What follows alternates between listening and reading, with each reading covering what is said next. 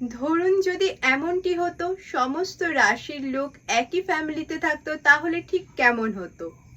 Number 1 মেষ, এরা সমস্ত বিষয় চিল্লায় বেশি। নাম্বার 2 বৃষ, এরা খেতে এবং রিল্যাক্স করতে বেশি ভালোবাসে।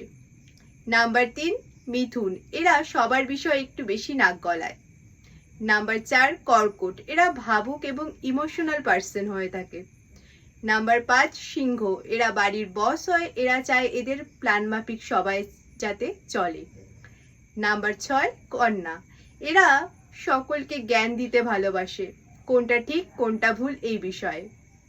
নাম্বার 7 তুলা, এরা সমস্ত বিষয়ে ব্যালেন্স করে চলতে বেশি পছন্দ করে। নাম্বার 8 বৃশ্চিক, এরা সবার সিক্রেট জানার চেষ্টা করে চুপচাপ। নাম্বার 9 ধনু, এরা বাড়িতে থাকতে ভালোবাসে না, বাড়ির বাইরে থাকতে বেশি স্বচ্ছন্দ বোধ করে।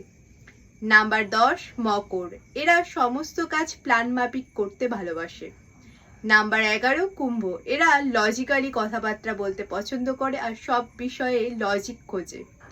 নাম্বার 12 মীন, এরা সহানুভূতিশীল হয় এবং স্বপ্নের জগতে ভাসে।